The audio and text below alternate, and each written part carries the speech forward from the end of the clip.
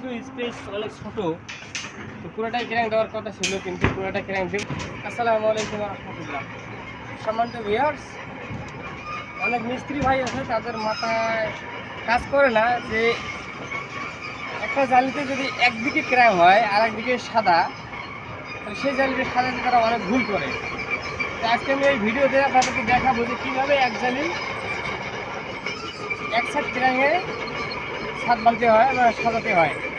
Normally ছোটো ছোটো যে রুমগুলো থাকে সেগুলোয় স্ট্রাকচারাল ডিজাইনে এক পাশে ক্র্যাঙ্ক দেখানো হয়, অপর সাইডে ক্র্যাঙ্ক দেখানো হয় না। তো সাধারণত মিস্ত্রিরা এগুলো অনেক জায়গায় ভুল করে। আপনাদেরকে আজকে হাতে কলমে আমি দেখাবো। তো গো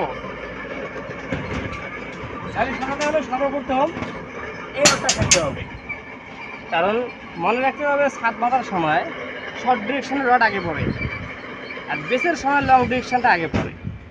তো যেখানে ছাদ বাঁধেন না কেন, যত দূরে ছাদ বাঁধেন না কেন, রুমের স্পেসটা খেয়াল করবেন যে কোন দিকে শর্ট আর কোন দিকে লং। তো লংটা পরে পড়বে আর শর্ট ডিরেকশনের রডটা আগে পড়বে।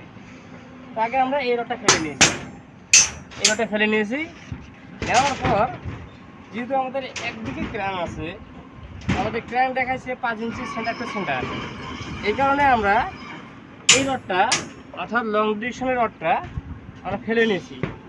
এই রডটা এখন আমরা আটকাবো। যেমন এই যে আমি দেখেন, আটকানোর আগে আমরা সুতো দিয়ে দুই পাশে দাগ দিয়ে নেব। এই যে আমরা দাগ দিয়ে নিয়েছি এই চাকাটাগুলো। তো আমরা এই দাগগুলো আগে ডাবল দাগে আটকাবো, যেটাকে বলা হয় ক্রস দাগ। ওই ক্রস দাগ এই যে এই একটা দাগ, এই একটা দাগ, এই দুই দাগে মিল করে আগে আটকাবো। দুই দাগে মিল করে যখন আমরা আগে আটকাবো, আটকানোর আগে অবশ্যই ব্লক দিয়ে নেবেন, আর ব্লক না দিলে জালি বাঁকা হওয়ার সম্ভাবনা আছে। আমাদের যেহেতু এটা ওয়াটার ট্যাঙ্কের তলা, সেই জন্য আমরা এখানে 1.5 ইঞ্চি ক্লিয়ার ব্যবহার করছি। আমাদেরকে এখানে ক্লিয়ার কভারিং বেশি রাখতে হবে, কারণ অনেক রিস্ক থাকে ক্লিয়ারিংয়ের কারণ সারাক্ষণ এটা পানি থাকবে। এই জন্য আমরা এটা 1.5 ইঞ্চি ব্লক ব্যবহার করবো। তো এগুলো আটকানোর পর সবগুলো রড দাগে দাগে আটকাবো। এই আমাদের বটম জালি বাঁধা হয়ে গেছে।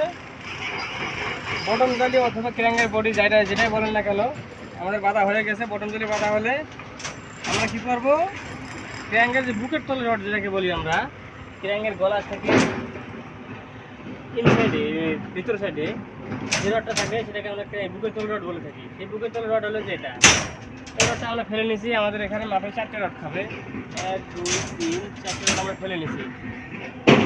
আমরা স্যার অপর দিকেও 4টে রড ফেলে নিচ্ছি, এদিকে 4টে রড ফেলে নিচ্ছি, এদিকে 4টে রড ফেলে নেওয়ার পরে আমরা ক্র্যাঙ্কের রডটা উপর দিয়ে ফেলতেছি।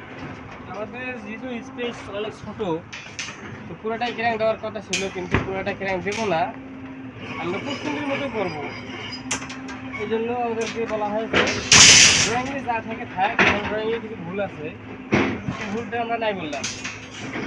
তো আমরা সাধারণত রুমের ক্র্যাঙ্ক যেভাবে করা হয়, যে ওই রুমটা দেখেন যেভাবে ওরকমভাবে ক্র্যাঙ্ক করছি, আমরা ওরকমটা এখানে করবো, কিন্তু এক সাইডে